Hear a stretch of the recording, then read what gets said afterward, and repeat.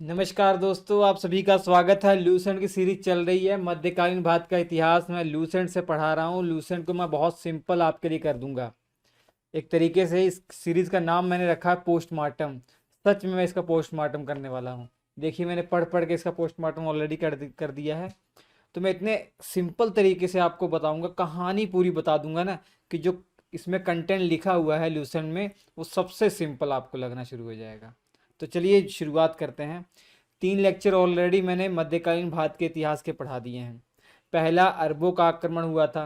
फिर दूसरा जो तुर्की आक्रमण मोहम्मद गजनी के द्वारा हुआ था वो पढ़ा दिया मैंने, महमूद गजनी के द्वारा। और दूसरा मोहम्मद गोरी के द्वारा जो तुर्की आक्रमण हुआ वो भी पढ़ा दिया मैंने। तो ये 3 लेक्चर पढ़े हैं। तो आज हम पढ़ेंगे दिल्ली सल्तनत के बारे में। दिल्ली सल्तनत में कुल 5 वंश थे। दिल्ली सल्तनत की शुरुआत कैसे होती है थोड़ा समझा देता हूँ मैं। पहले ये देख लीजिए हमने क्या पढ़ा हुआ है। हमने देखिए सबसे पहले भारत पर जो मुस्लिम आक्रमण हुए थे वो अच्छे से डिस्कस कर लिया है, मुस्लिम आक्रमण के बारे में। ठीक है, थोड़ा सा ये हाईलाइटर ले लेता हूँ मैं। हाँ, तो मुस्लिम आक्रमण सबसे पहले किसका हुआ, कौन सा मुस्लिम आक्रमण हुआ? ये अरब आक्रमण हुआ। 712 ईस्वी में मोहम्मद बिन कासिम के बारे में पढ़ लिया। तो उसके बाद फिर मुस्लिम आक्रमण होता है, तो इस बार तुर्कियों के द्वारा होता है। इससे पहले अरब वासियों के द्वारा हुआ था, इस बार तुर्कियों के द्वारा होता है। और तुर्कियों में सबसे पहले आता है मोहम्मद गजनवी और इसके पिता सुबुक्तगीन। अब इसके कई वर्षों के बाद एक और तुर्की आक्रमण होता है मोहम्मद गोरी के द्वारा। मोहम्मद गोरी। अब मोहम्मद गोरी के 4 गुलाम थे, जिसमें से एक कुतुबुद्दीन ऐबक था। तो मोहम्मद गोरी का कोई पुत्र भी नहीं था, तो उसका साम्राज्य इसके गुलामों ने ही आपस में बांट लिया। तो कुतुबुद्दीन ऐबक को भारत वाला जो क्षेत्र है और लाहौर वाला क्षेत्र है वो मिल गया था। यहीं से वो राज कर रहा था और उसी ने दिल्ली सल्तनत की नींव रखी। दिल्ली सल्तनत में जो पहला वंश है ना, गुलाम वंश, उसी ने नींव रखी है। तो हम पढ़ेंगे अब दिल्ली सल्तनत के बारे में। ठीक है, तो चलिए, आपको बताया मोहम्मद गोरी, जिसका टाइम पीरियड 1173 से 1206 ईस्वी तक इसने राज किया। और इसके 4 गुलाम थे। कुतुबुद्दीन ऐबक, ये लाहौर वाला क्षेत्र देख रहे हैं, लाहौर और दिल्ली वाला क्षेत्र इसके पास था।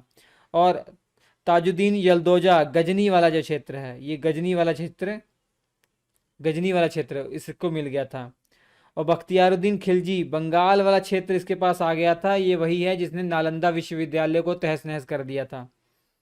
नसरुद्दीन कुबाचा, इसको मुल्तान और उच्च जो सिंध वाला इलाका है वो इसको मिल गया था। तो फिलहाल भारत वाले इलाके में जो शासक है वही महत्वपूर्ण हमारे लिए होगा। भारत का इतिहास पढ़ रहे हैं। तो अब बात करेंगे हम कुतुबुद्दीन ऐबक की। ठीक है, तो दिल्ली सल्तनत इस चैप्टर के अंदर कुल 5 वंश हैं। सबसे पहला गुलाम वंश है, जिसकी स्थापना कुतुबुद्दीन ऐबक के द्वारा हुई है। 1206 से 1290 ईस्वी तक गुलाम वंश रहता है। अब गुलाम वंश इसलिए कहा जा रहा है क्योंकि जितने भी शासक इसमें आए आप देखेंगे कोई ना किसी का गुलाम ही था। और इसके अलावा जो इस वंश की शुरुआत भी होती है कि गुलाम के द्वारा होती है, इसलिए इसको गुलाम वंश कह दिया जाता है। या ममलूक वंश भी कहते हैं। ममलूक का मतलब भी गुलाम ही होता है। इसके बाद खिलजी वंश आ जाता है।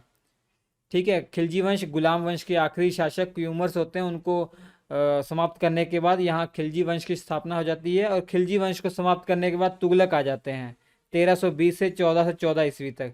तो सबसे लंबा कार्यकाल आप देख पा रहे हैं ये तुगलक वंश का ही है।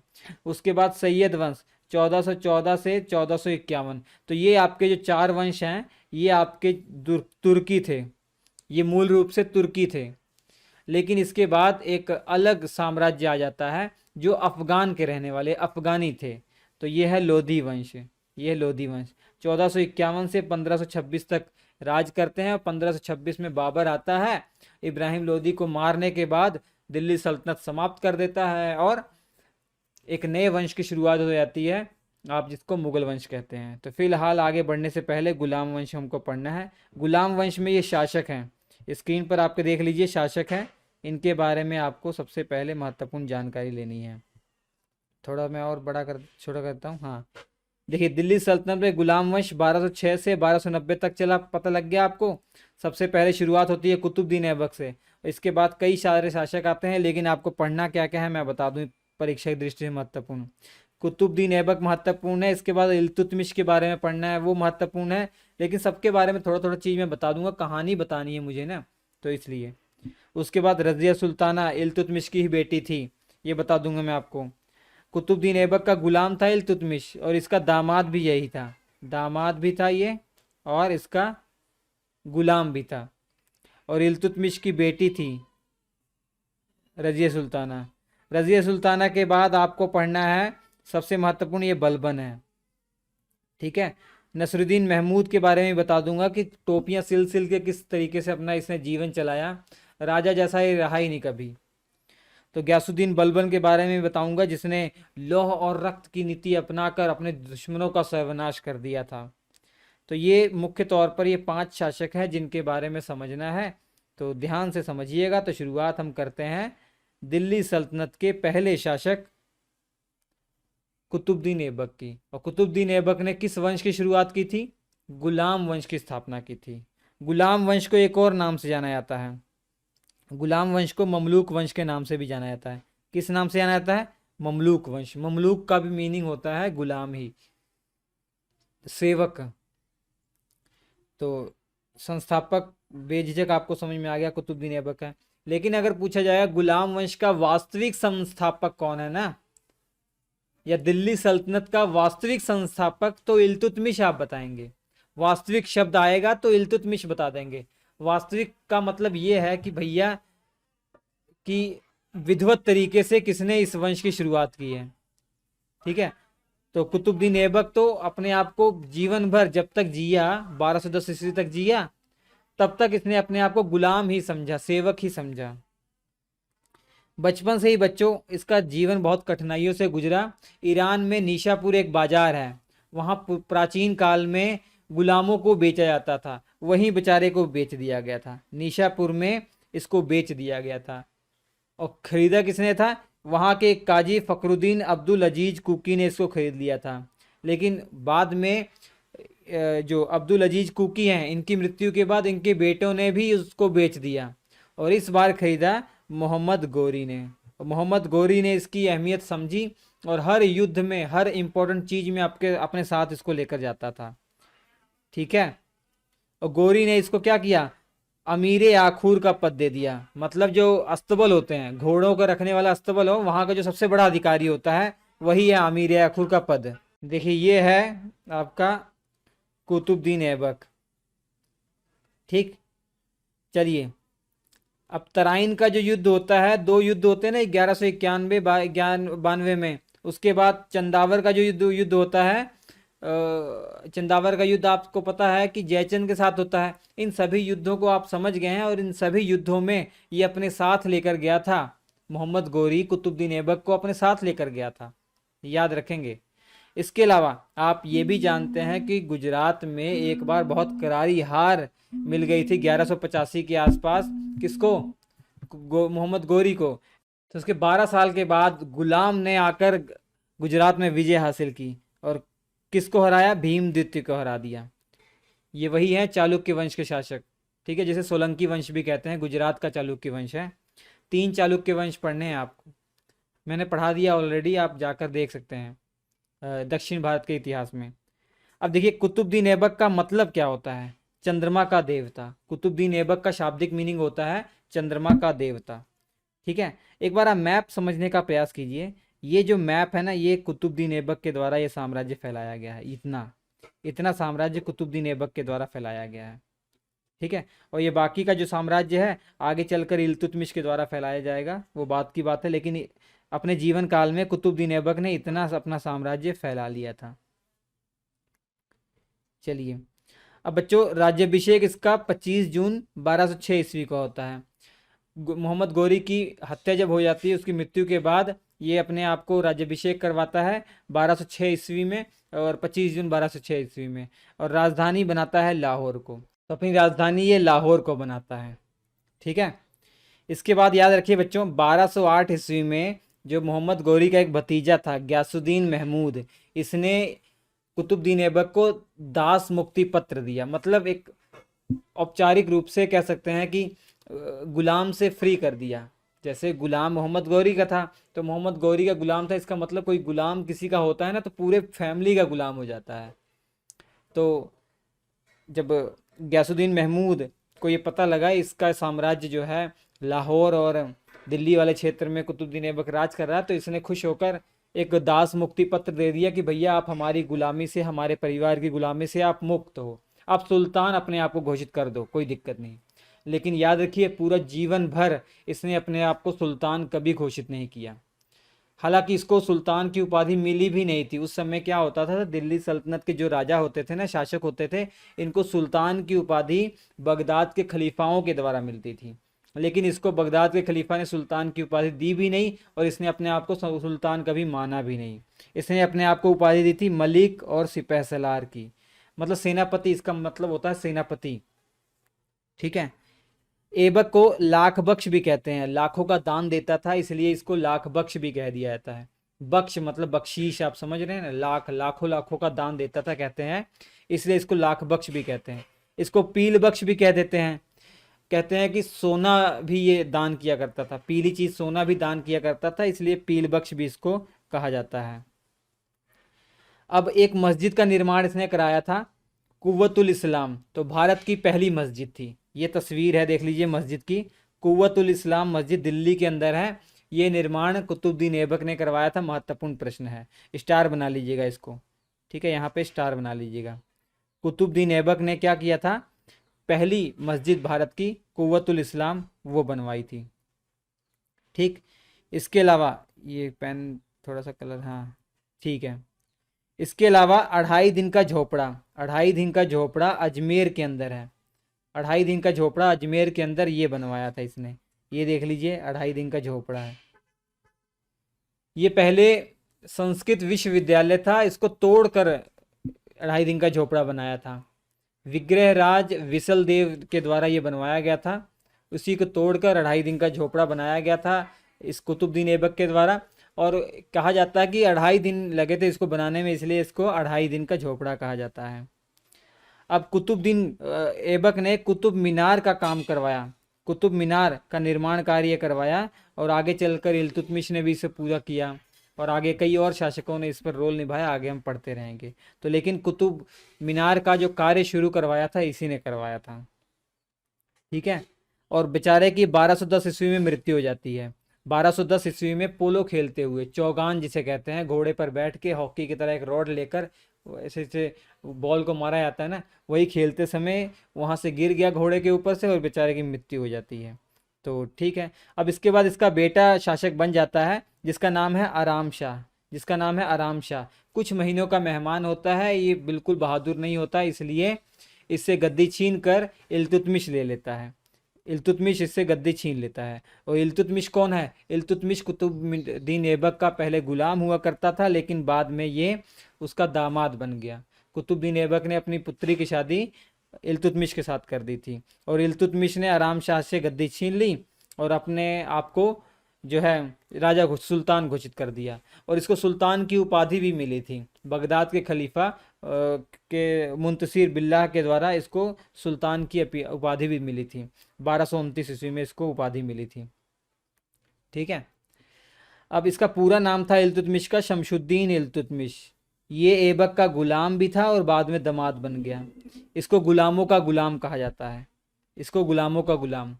जब इल्तुतमिश की मृत्यु हो रही थी उस समय ये यूपी में एक जगह पड़ती है बदायूं, वहाँ का गवर्नर था, या कहा जाए इक्तेदार था। ठीक है, गवर्नर या इक्तेदार। इक्तेदार क्या होता है कि मतलब जहाँ का इक्तेदार है वहाँ की कुछ ज़मीन दे दी जाती है और इसी ज़मीन से अपना पूरा सिस्टम चलाते हैं, वहीं से उसी से कमा कर सरकार को या कहा जाए सुल्तान को टैक्स भी देते हैं। तो वो सिस्टम था, इक्तेदारी पहले प्रथा चलती थी। ठीक है, ये है तस्वीर, देख लीजिए बच्चों इल्तुतमिश की। वास्तविक संस्थापक दिल्ली सल्तनत का भी और गुलाम वंश का भी इल्तुतमिश ही माना जाता है। ये गुलामों का गुलाम था, इसने अपनी राजधानी दिल्ली को बनाया, दिल्ली को इसने अपनी राजधानी बनाया था। जबकि इसके जो कुतुबुद्दीन ऐबक है उसने लाहौर को अपनी राजधानी बनाया था। इल्तुतमिश जब गद्दी पर बैठा तो इतना आसान नहीं था इसको शासन चलाना। इसके सिर पे कह सकते हैं ना, ये कांटों का ताज लेकर बैठा हुआ था। बहुत सारी चुनौतियां थी। कुछ चुनौतियां आपको समझ में आ जाएंगी। गजनी में आप जानते हैं यलदोजा का राज था। यलदोजा वही है जो मोहम्मद गोरी के 4 गुलामों में से एक था ये भी। और कुबाचा भी वही है, ठीक है, चारों गुलामों में से ये भी था। और मुल्तान में कुबाचा का राज चल रहा है। आप ये पढ़ चुके हैं कि कौन कहाँ राज कर रहा है। तो इन दोनों का डर था। इन दोनों का डर इसलिए था कि कुतुबुद्दीन ऐबक जब तक राज कर रहा था तब तक कोई दिक्कत नहीं, लेकिन जो ही इल्तुतमिश के हवाले गद्दी पहुंची तब ये लगा इन लोगों को कि भैया कोई बाहरी आकर इसने हड़प लिया है और इस क्षेत्र पर हमारा अधिकार है, इस इल्तुतमिश का अधिकार नहीं है। इसलिए ये चैलेंज कर रहे थे, ठीक है। इसलिए इनका डर था, बहुत बड़ा डर था। लेकिन इन सब डर से इसने निजात पाया, सबको हराया, सबको एक तरीके से सबक सिखाया। चंगेज खां का आक्रमण। उस समय चंगेज खां इतना भयंकर इंसान था, चंगेज खां, कि ये पूरा जो उत्तर वाला साम्राज्य यहाँ पर था ना, पूरा इसने जीत रखा था। अब भारत ही केवल बचा हुआ था। इवन यलदोजा वाला जो ये वाला गजनी वाला क्षेत्र था ये भी बाद में जीत लिया था। बंगाल में समस्या हो रही थी। बंगाल जो है इतना उपजाऊ क्षेत्र, इतना समृद्ध क्षेत्र था, ये बार बार अपने आप को स्वतंत्र घोषित कर दे रहा था। यहाँ पकड़ मजबूत नहीं हो पा रही थी। जहाँ भी सूबेदार यहाँ अपना जो है सूबेदार नियुक्त करते थे, वो थोड़े कुछ दिनों के बाद अपने आप को स्वतंत्र घोषित कर देते थे। तो बंगाल की समस्या भी रही, लेकिन बंगाल की समस्या को भी इसने सॉल्व किया। बाकी कुछ और शासकों का विरोध था, जैसे आपके हिंदू जो शासक थे जो स्वतंत्र हो रहे थे अपने आप को, इनका भी डर था इसको, इनकी भी चुनौतियां थी, लेकिन सबका इसने सामना किया। तो एक एक करके सामना जैसा किया वो समझाता हूँ मैं आपको। सबसे पहले गजनी के यलदौज को पकड़ते हैं। गजनी के जो यलदौज हैं, ये दिख लीजिए यलदौज। एक बार क्या हुआ कि ये यहाँ पे गजनी का यलदौज है, मैप में देखिए थोड़ा सा, और यहाँ पे बगल में ख्वारिज्म साम्राज्य है। ये ख्वारिज्म साम्राज्य है। तो ख्वारिज्म साम्राज्य ने यलदौज पर आक्रमण कर दिया। तो यलदौज को भागना पड़ा किस साइड? लाहौर साइड भागना पड़ा।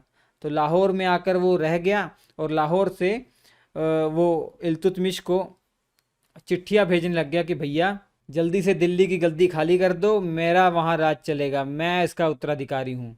क्योंकि पहले से बेचारा भागा फिर रहा है।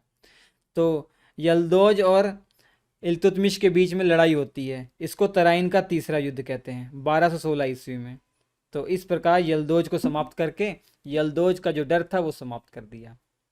यलदौज यहाँ पर कैसे पहुंचा? अपना राज कर रहा था गजनी में, कोई दिक्कत नहीं, लेकिन ये बगल में जो ख्वारिज्म साम्राज्य है इन्होंने अटैक कर दिया गजनी के ऊपर, और इसी कारण से यलदौज को वहाँ से भागना पड़ा। और भागकर ये आया लाहौर वाले क्षेत्र में और यहाँ से चुनौतियाँ देने लग गया इल्तुतमिश को, और लड़ाई हुई हरियाणा के तराइन में, और यहाँ पे यलदौज को समाप्त कर दिया। तो यलदौज का डर समाप्त हो गया। अब चंगेज खां का आक्रमण 1221 में, समझिए ये। आप देखिए यहाँ पर गजनी वाले क्षेत्र में अभी किसका राज है? मंगबरनी का। आपको बताया था जो यलदौज था, यलदौज का जो साम्राज्य है किसने छीना था? इनके बगल वाले जो ख्वारिज्म साम्राज्य है इन्होंने छीना था ना। इसी ख्वारिज्म साम्राज्य का शासक है मंगबरनी। तो मंगबरनी अभी गजनी पर रूल कर रहा है और चंगेज खां का आक्रमण हो जाता है इस साइड पे। तो मंगबरनी क्या करता है? मदद मांगता है किससे? इल्तुतमिश से। लेकिन चंगेज खां ने इल्तुतमिश को भी मैसेज भेज रखा था, देखो अगर तुमने मंगबरनी की सहायता करने का प्रयास किया तो तुम्हारा भी साम्राज्य में छीन लूँगा। और चंगेज खां उस समय बहुत खतरनाक था, खुदा का कहर इसको बताते हैं। चंगेज खां ने ऐसा मैसेज भिजवा दिया। तो यहाँ पर दिमाग का सहारा लिया इल्तुतमिश ने। इल्तुतमिश ने मंगबरनी से कहा, भैया, पत्र में कहा, भैया आप आइए मत यहाँ पर, ये जो क्षेत्र है आपके लायक नहीं है, रहने लायक नहीं है।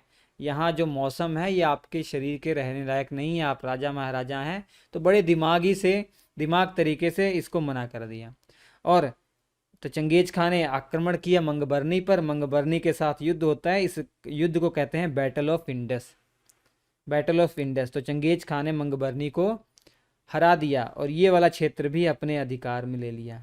लेकिन यहाँ इल्तुतमिश की किस्मत अच्छी थी कि कभी चंगेज खान ने आक्रमण नहीं किया भारत पे इल्तुतमिश के टाइम पीरियड पे।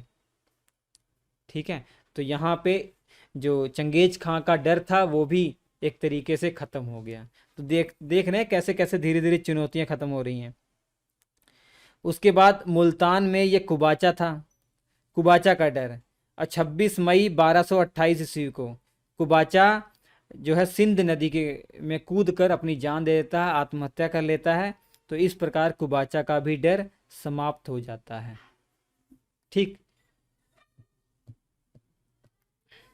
और जो बंगाल का प्रॉब्लम था वो भी वो सॉल्व कर लेता है, और जो बाकी जो शासक थे आसपास वाले उनका भी प्रॉब्लम वो सॉल्व कर लेता है। तो जितनी भी चुनौतियां थी सब उसने समाप्त कर दी।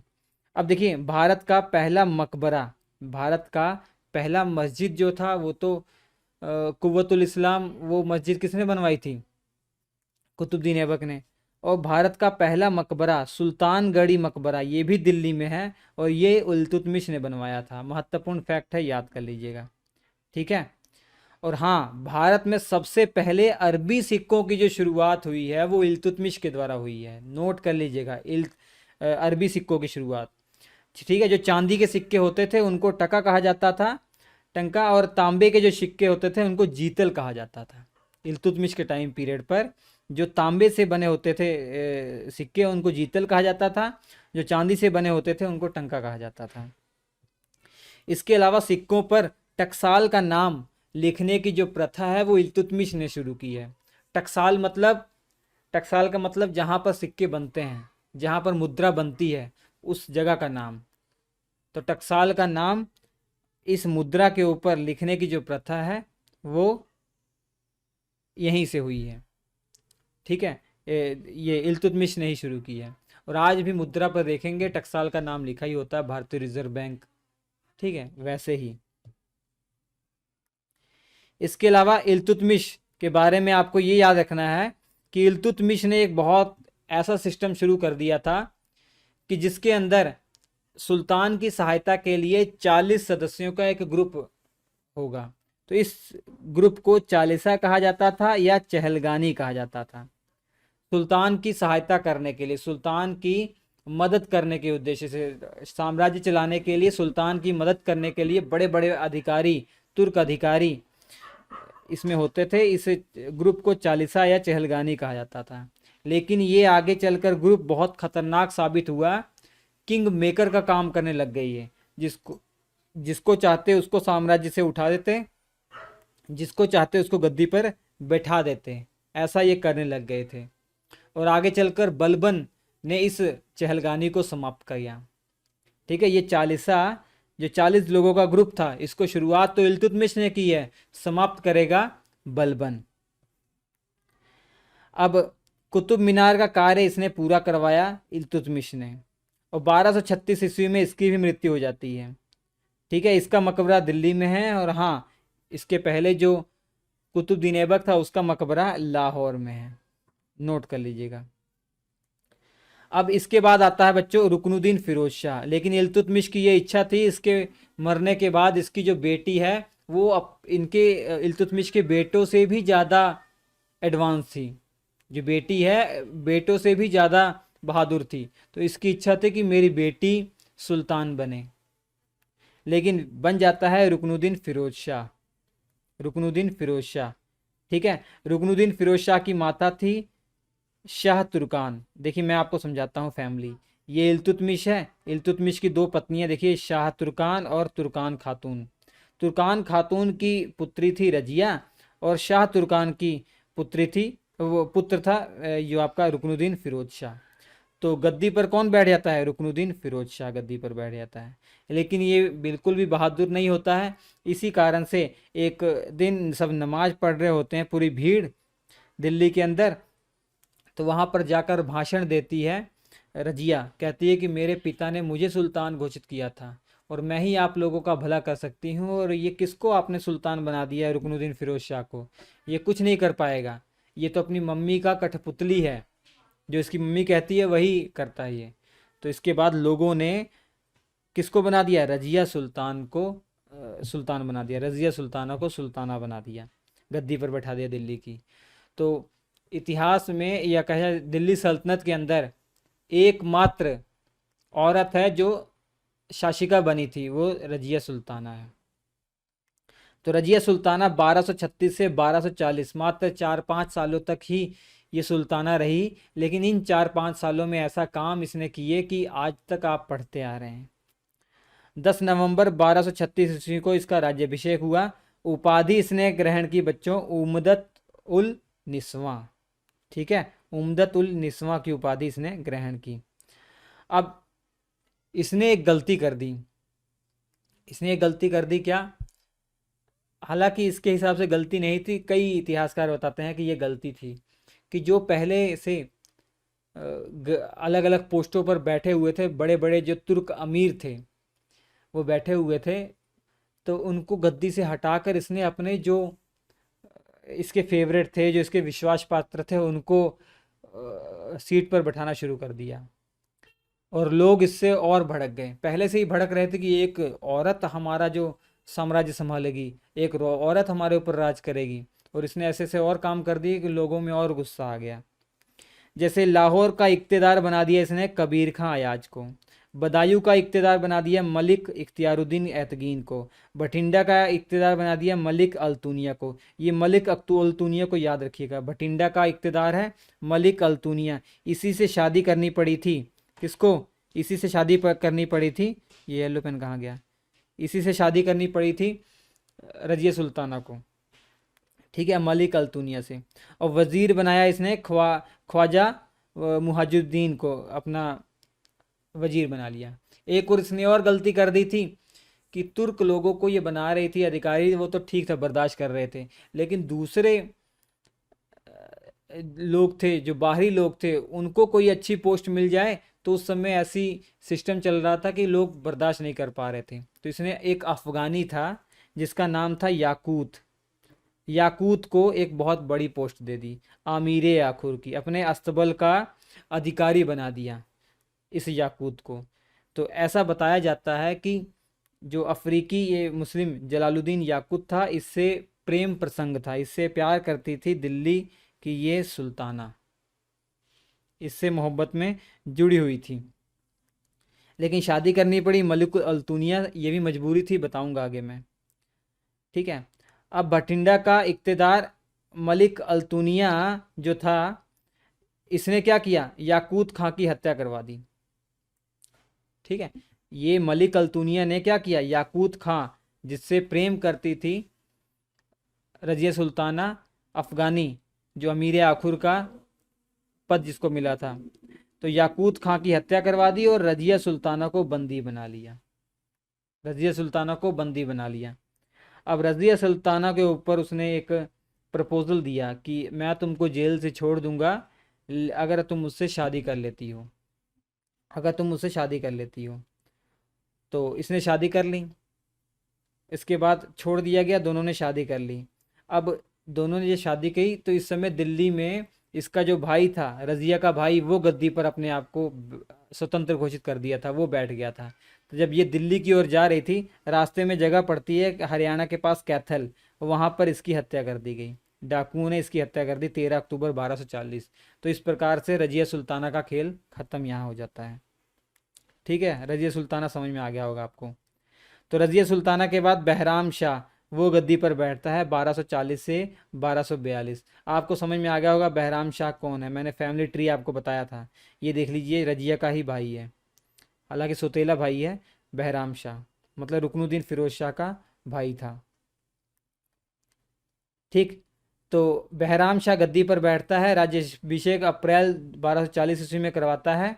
इसके टाइम पीरियड पर 1241 में लाहौर पर मंगोल का आक्रमण हो जाता है, और 1242 में तुर्क अमीरों ने बहराम शाह की हत्या कर दी, और इसके बाद जो शासक बन जाता है अलाउद्दीन मसूद शाह। बहराम शाह के बाद अलाउद्दीन मसूद शाह, ये सब तो एवं ही हैं, इनके बारे में अगर ना भी पढ़े कोई दिक्कत नहीं, लेकिन कहानी मैं आपको पूरा सीरियल वाइज बताना चाह रहा हूँ, इसलिए बता रहा हूँ। अलाउद्दीन मसूद शाह 1242 से 1246 तक रहता है। ये रुकनुद्दीन फिरोज शाह का पुत्र था। रुकनुद्दीन फिरोज शाह का पुत्र था। यहाँ पर देख लें, रुकनुद्दीन फिरोज शाह ये है जो इल्तुतमिश के बाद गद्दी पर बैठा था। इसने बलबन, बलबन आगे आने वाला है, बलबन को आमीर हाजिब मतलब मुख्य दरबारी अधिकारी का पद दे दिया। और बलबन ने मसूद शाह को ही पद से हटा दिया। बलबन को इसने अच्छी पोस्ट दी और बलबन ने क्या किया, मसूद शाह को गद्दी से हटा दिया। किसको गद्दी पर बैठाया, नसरुद्दीन महमूद को गद्दी पर बैठा दिया। तो उसके बाद नसरुद्दीन महमूद गद्दी पर बैठ जाता है 1246 से 1260। ये नसरुद्दीन महमूद वही है जिसको अपना दामाद बना लिया था इस बलबन ने। बलबन ने महमूद को अपना, नसरुद्दीन महमूद को अपना दामाद बना लिया था। बहुत सिंपल स्वभाव का नसरुद्दीन महमूद था, टोपियां सिलकर अपना जीवन चलाता था ये।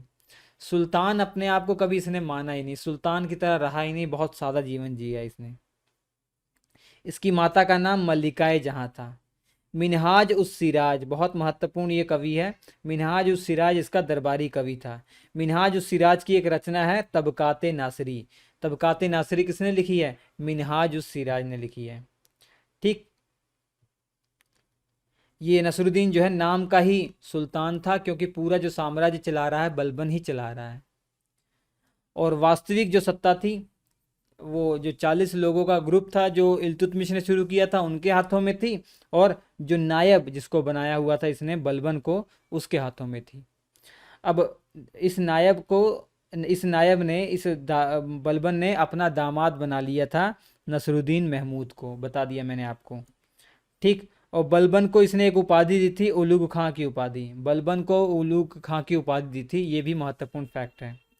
अब मृत्यु हो जाती है 18 फरवरी 1266 ईस्वी में। अब उसके बाद गद्दी पर कौन बैठने वाला है, बलबन गद्दी पर बैठने वाला है। अब बलबन गद्दी पर बैठ जाता है 1266 से 1287 तक। अब बलबन की जो बचपन का नाम था बलबन का, वो बहाउद्दीन था। अब ये बलबन ही आखिरी शासक जो आपको समझना अच्छे से। ठीक, बचपन में मंगोल इसको उठाकर ले गए थे और गजनी के अंदर ख्वाजा जमालुद्दीन ने इसको खरीदा था। ठीक, और उसके बाद दिल्ली में इसको इल्तुतमिश ने खरीद लिया था। तो ये इल्तुतमिश का गुलाम था। बलबन जो था इल्तुतमिश का गुलाम था। लगभग 1232 ईस्वी की बात है। बहुत छोटे लेवल पर इसने शुरुआत की और धीरे धीरे धीरे धीरे इसका डेवलपमेंट होता गया और बाद में जाकर सुल्तान बन जाता है। और पूरे गुलाम वंश में सबसे ताकतवर जो सुल्तान का अगर नाम लेंगे तो आप बेझिझक बलबन का नाम ले सकते हैं। इल्तुतमिश के टाइम पीरियड पर तो ये वाटर कैरियर था, मतलब जो पानी पिलाते हैं ना, जैसे युद्ध लड़ने जा रहे हैं, सेना थक गई है, जो सबको पानी पिलाएगा, वो सब पोस्ट मिली थी। तो धीरे धीरे फिर ये तुर्क चालीसा में भी शामिल हो गया, जो 40 लोगों का समूह था उसमें ये शामिल हो गया। लेकिन रजिया के टाइम पीरियड पर अमीर शिकार का पद मिल गया। बहराम शाह के टाइम पीरियड पर अमीर आखुर का पद मिल गया। मसूद शाह के टाइम पीरियड पर अमीर हाजिब का पद मिल गया। और नसरुद्दीन के टाइम पीरियड पर तो ये नायब ही बन गया था और इसके बाद खुद सुल्तान बन गया था। अब इसका राज्याभिषेक होता है बच्चों 1266 ईस्वी में। ये मैं पीडीएफ आपको प्रोवाइड करा दूंगा, टेंशन मत लीजिए। टेलीग्राम ग्रुप मेरा जो है पर्सनल @ लिखकर करंट अफेयर्स बाय रवि लिख लीजिए। करंट अफेयर्स स्पेस नहीं डालना है, बाय रवि सर्च करेंगे, टेलीग्राम पर मेरा ग्रुप आ जाएगा, वहाँ से आप इसके पीडीएफ ले सकते हैं। बलबन को आयरन और ब्लड पॉलिसी चलाई थी, लौह और रक्त की नीति। मतलब ये नीति क्या थी, लौह और रक्त की नीति, मतलब बहुत ही कट्टरता से इसने अपने दुश्मनों का मतलब सामना किया।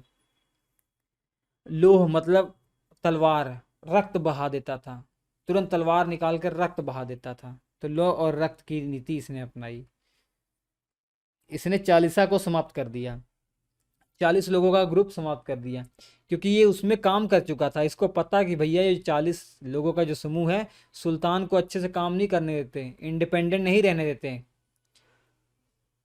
तो इस कारण से इसने इस ग्रुप को ही समाप्त कर दिया, चालीसा को समाप्त कर दिया। और फारसी त्योहार एक होता है नौरोज, इसको भारत में शुरुआत करने वाला ये बलबन ही है। ठीक है, और सिजदा और पोबोस जो प्रथा प्रारंभ की इसी ने की है। ये फारसी परंपरा थी, मतलब सुल्तान को मिलते समय सिर झुकाना ये सिजदा है, पोबोस पेट के बल लेट कर सिर झुकाना, ठीक है, नतमस्तक हो जाना, ये पोबोस प्रथा इसने शुरू किया इंडिया में। ये फारसी परंपरा पहले से चलती आ रही थी, लेकिन इंडिया में इसने शुरू किया। गुप्तचर विभाग शुरू कर दिया बच्चों। इस विभाग को बरीदे मुमलिकात कहा जाता था। और यूपी में एक मस्जिद है, गुण मुक्तेश्वर की मस्जिद। इस मस्जिद की दीवारों पर एक शिलालेख लिखा हुआ है। इसने अपने आप को उसमें लिखवाया कि अपने आप को इसने खलीफा का सहायक बताया है। खलीफा बहुत बड़ा पोस्ट थी उस समय, तो खलीफा का सहायक बताया है।